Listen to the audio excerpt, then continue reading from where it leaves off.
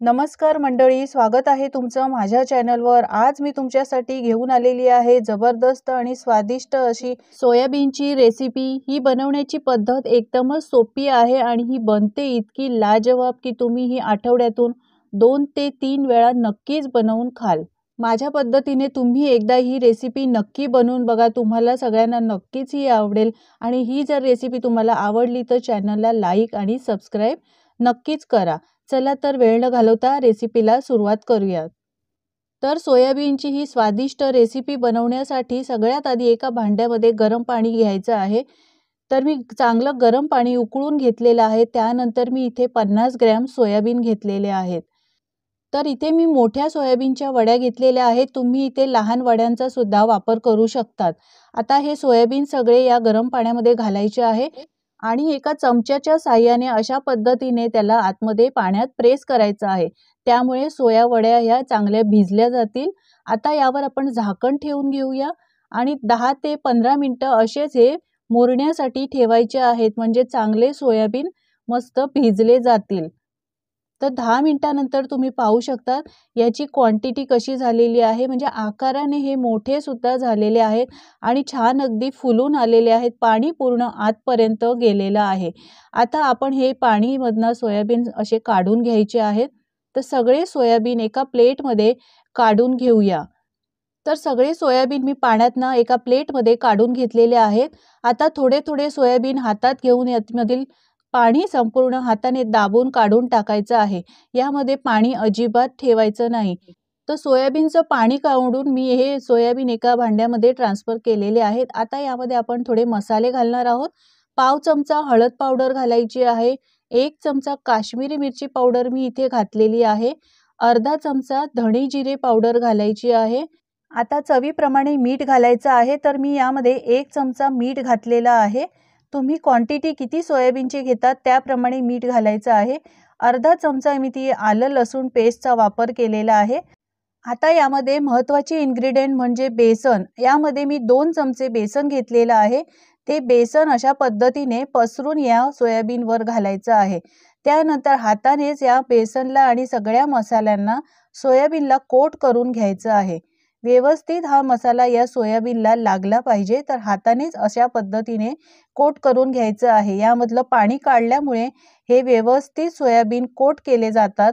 तर तुम्ही पाहू शकता याला मसाला संपूर्ण लागलेला आहे। आता हे असे सोयाबीन 10 मिनिटं बाजूला ठेवून देऊया, म्हणजे याला मसाला व्यवस्थित लागला जाईल। आता 10 मिनिटानंतर इथे मी पॅन घेतलेला आहे, यामध्ये 2 चमचे तेल घालायचं आहे। आता मी इथे 1 बटाट्याचे स्लाइस अशा पद्धतीने केलेले आहेत। तर तुम्हाला बटाटे आवडत असतील तर तुम्ही घाला, नाही आवडत असतील नाही घातले तरी सुद्धा चालतील। आता लो टू मीडियम फ्लेमवर आपण हे बटाटे शॅलो फ्राय करून घेणार आहोत। तर तुम्ही पाहू शकता हळूहळू या बटाट्याचा कलर चेंज होत आलेला आहे। हळूहळू याला गोल्डन कलर आलेला आहे। सगळे बटाटे अशा पद्धतीने याला पलटून घ्यायचे आहेत आणि गोल्डन कलर येईपर्यंत याला फ्राय करून घ्यायचे आहेत। गॅस फास्ट करायचा नाही, नाहीतर बटाटे करपले जातील। तर तुम्ही पाहू शकता या बटाट्यांना मस्त गोल्डन कलर आलेला आहे। आता आपण हे बटाटे एका भांड्यामध्ये काढून घेऊया। मंडळी, जर तुम्ही माझ्या चॅनलवर नवीन असाल तर चॅनलला सबस्क्राइब करा। तर हे सगळे बटाटे मी एका प्लेटमध्ये ट्रान्सफर करून घेतलेले आहेत। तुम्ही पाहू शकता काय मस्त कलर आलेला आहे। आता या तेलातच आपण सोयाबीन वड्या ज्या मसाला लावून ठेवलेल्या होत्या त्या वड्या यामध्ये घालायच्या आहेत आणि या वड्या सुद्धा कुरकुरीत म्हणजे क्रिस्पी होईपर्यंत लो टू मीडियम फ्लेवर अशाच परतवून तळून म्हणजेच फ्राय करून घ्यायच्या आहेत। यामध्ये आपण तेलाचा जास्त वापर करणार नाही आहोत। जेवढं तेल घातलेलं होतं त्या तेलातच आपण ह्या मीडियम टू लो फ्लेमवर मस्त कुरकुरीत होईपर्यंत परतवून घेणार आहोत। तर तुम्ही पाहू शकता याचा सुद्धा कलर मस्त आलेला आहे। अगदी कलर याचा चेंज झालेला आहे आणि या मस्त कुरकुरीत आणि क्रिस्पी आता झालेल्या आहेत। तर या वड्या सुद्धा आता आपण एका प्लेटमध्ये काढून घेऊया। आता या पॅनमध्ये मी 2 चमचे तेल घातलेलं आहे। 1 चमचा जिरं घालायचं आहे। त्यानंतर 1 तमालपत्र घेतलेलं आहे, त्याचे असे 2 तुकडे करून या तेलातच घालायचे आहेत।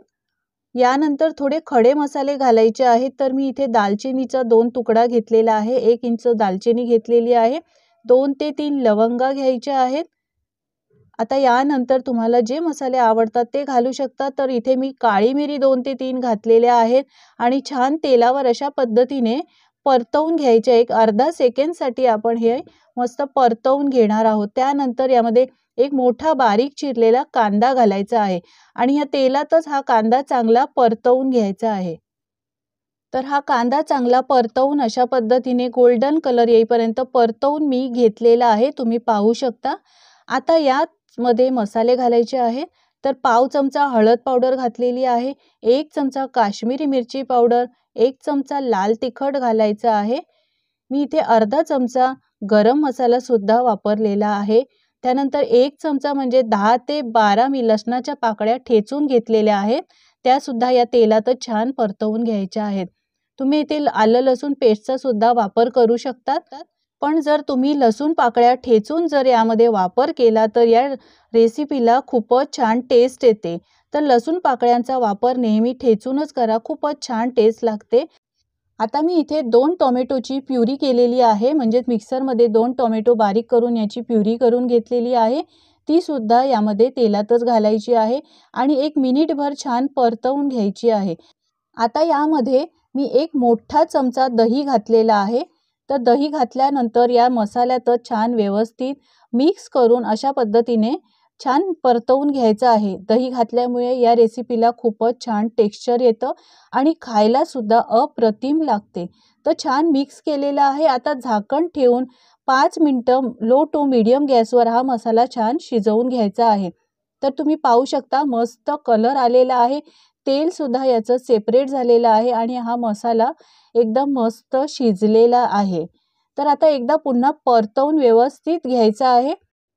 तर मसाला छान आपला रेडी झालेला आहे। आता यामध्ये आपण जे बटाटे फ्राय करून ठेवलेले होते ते घालूया। सोयाबीन चंक्स आपण फ्राय करून ठेवलेले होते ते सुद्धा घालायचे आहेत आणि छान हा मसाला या सोयाबीनला आणि बटाट्याला मस्तपैकी कोट करून घ्यायचा आहे। तर सगळा मसाला व्यवस्थित असा लागल्यामुळे भाजी ही खूपच छान लागते। आता यामध्ये पाणी घालायचं आहे, तर मी 1 कप गरम पाणी घातलेलं आहे। इथे तुम्ही गरम पाण्याचाच वापर करा। त्यानंतर आता चवीप्रमाणे आपण मीठ घालणार आहोत। लक्षात असू द्या, आपण सोयाबीन जेव्हा मॅरिनेट केले होते त्यावेळेला सुद्धा आपण मिठाचा वापर केला होता, त्यामुळे मीठ सुरुवातीला तुम्ही यामध्ये कमीच घाला, त्यानंतर गरज लागली तरच मिठाचा वापर करा।